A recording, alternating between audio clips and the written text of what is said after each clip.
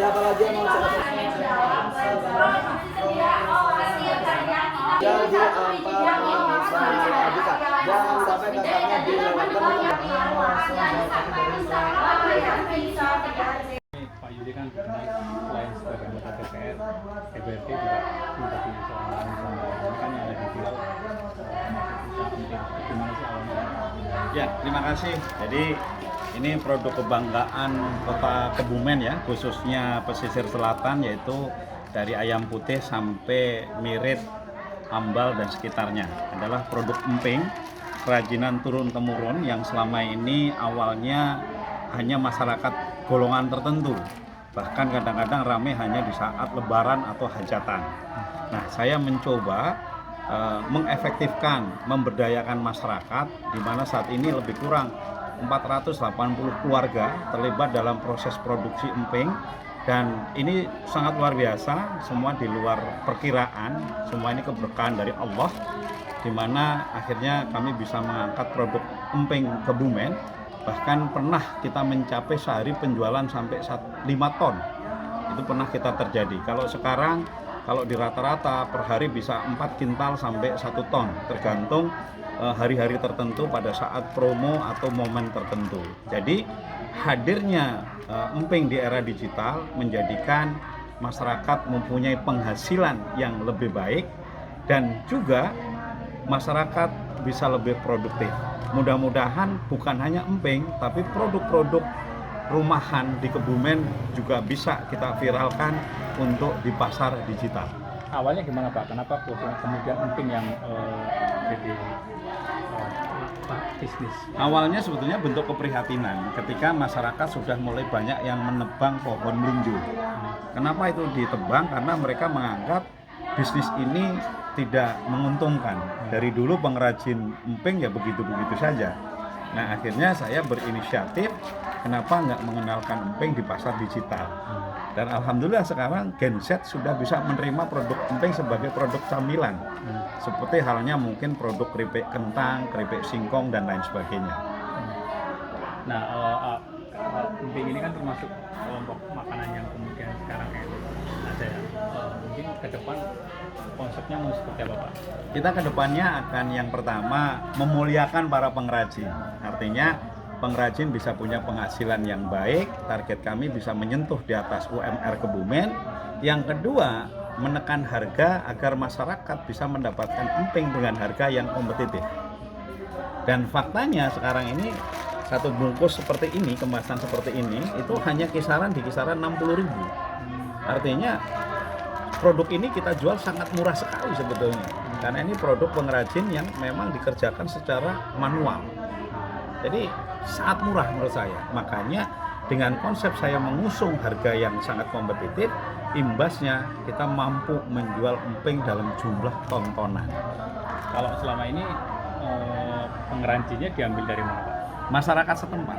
Jadi kita ngambil emping itu dari ayam putih, lalu daerah Banjur Bulus Pesantren, lalu masuk Ambal sampai Mirip Bonorowo. Tapi memang yang terbesar itu dari Ambal.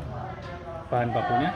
Bahan bakunya, nah inilah menjadi PR kita, terutama untuk dinas terkait, bahwa hampir di Kebumen ini tidak ada kebun melinjo, bahan baku emping. Melinjo hanya tumbuh sebagai tanaman pekarangan yang tidak diurus. Sehingga saat ini sebagian besar bahan baku masih ngambil dari luar Kebumen, utamanya dari daerah Serang, Pandeglang, bahkan ada yang kita ambil dari Lampung. Berarti untuk bahan baku kita masih sangat kekurangan. Masih sangat kekurangan karena untuk produk di Ambal saja setiap bulan itu membutuhkan puluhan ton melinjo. Nah, ini harus menjadi perhatian kita serius untuk mungkin dinas terkait mengajarin cara membuat cangkokan emping, melinjo, mohon maaf. Jadi pohon melinjo kita cangkok agar bisa kita tanam supaya dalam 1-2 tahun sudah bisa berbuah. Karena kalau kita menanam dari bibit perlu waktu 5-7 tahun. Usaha ini sudah berjalan berapa lama Pak? Sebetulnya ini masih baru. Ini saya usung ini belum sampai 1 tahun.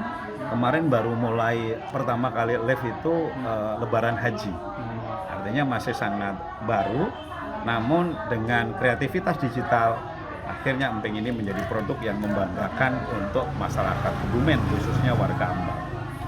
Kalau dari sisi kualitas barang mungkin ada nggak bedanya Pak emping Kebumen dari Pak Yuli ini dengan emping-emping yang lain? Oh jelas, jadi Kebumen atau Ambal khususnya memang ditakdir sebagai penghasil emping kualitas super. Jadi di sini emping ini hampir nggak ada cacatnya. Ini masalah keahlian dalam memproduksi. Nah, sementara kadang-kadang di tempat lain masih ada hitam, ada bintik putih, kurang maksimal atau lebih tebal, sehingga rasanya itu bagi penikmat emping itu akan tahu mana emping Sangre Ambal, mana emping yang mungkin produksi dari kota-kota lain, misalnya kayak Limpung, Serang, dan lain sebagainya. Untuk pengembangan bisnis ke depan seperti apa Pak? Pengembangan bisnis yang pertama, emping ini akan kita lakukan pembinaan untuk semakin banyak reseller. Artinya masyarakat, kenapa saya membuat live secara terbuka, supaya masyarakat bisa hadir, nonton, belajar, dan mengaplikasikan. Jadi sangat jarang di dunia digital yang live-nya itu boleh ditonton. Tapi di sini silahkan masyarakat yang ingin nonton langsung bagaimana cara mencari uang lewat dunia digital, bisa langsung ke pendoponya saya. Bisa belajar langsung mempraktekkan, bahkan kita punya studio khusus yang bisa untuk latihan. Saya menyediakan studio itu bila untuk latihan silahkan. Nama brandnya apa ini Pak? Saya tidak mengeluarkan brand. Kenapa saya nggak mengeluarkan merek? Tujuan saya supaya bisa diduplikasi oleh orang lain. Jadi saya berharap produk emping saya ini diduplikasi oleh orang lain, oleh masyarakat. Karena dengan diduplikasi oleh masyarakat, harapan saya semakin banyak masyarakat yang mau melirik pasar digital. Jadi kalau misal dia mau pesen, itu nanti dikenalnya sebagai toko apa atau warung apa? Atau Ya, kalau apa? saat ini kita ada beberapa toko, ada namanya Bos Emping, ada Juragan Emping, ada Pusat Grosir Emping, ada Bosmart. Kita ada 6 akun yang saat ini khusus menjual produk emping Ambal. Jadi kalau masyarakat mau belajar, datang aja ke sini, saya ajarin. Tidak harus emping, mungkin oyek, mungkin keripik, mungkin geplak atau golak, atau bahkan saya bisa ajarkan live untuk jualan sayur, jualan cabai, jualan produk pertanian. Sesungguhnya semuanya bisa dijual lewat online. Hanya satu masalahnya, tidak semua orang punya keahlian. Yang pertama, membuat akunnya. Cara membuat akun supaya bisa untuk jualan. Yang kedua, buka toko online-nya. Yang ketiga, bagaimana cara live-nya, bagaimana cara menjadi afiliatornya, bagaimana cara jadi pedagangnya. Semua saya berikan secara gratis untuk masyarakat Kebumen bisa belajar tanpa dipungut biaya. Bahkan kita masih bantu untuk sekedar uang saku bila mereka live di sini.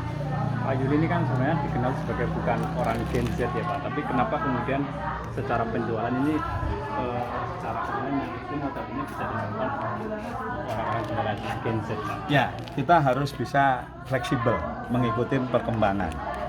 Umur saya sudah di atas 50 tahun, tetapi saya harus mewariskan ini kepada generasi muda, siapapun mereka, untuk belajar bahwa ke depannya teknologi akan menguasai dunia.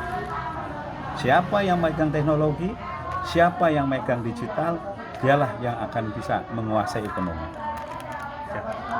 Untuk UMKM Pak, ini dari sisi ini kan kita Pak Yuli kan ini mungkin ya Pak, maksudnya untuk pengembangan UKM di sini seperti apa? Saya pernah berkunjung ke PLUT, pusat UMKM di Kebumen. Namun disayangkan di sana tidak ada kegiatan digitalisasi secara maksimal.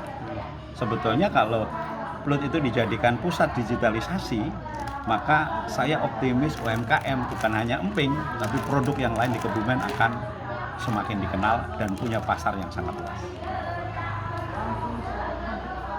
Sekarang berapa Pak karyawannya Pak yang saat ini 40 ya? 40 ya.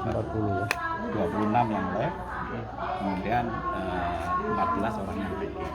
Di luar 480 yang memproduksi di rumah.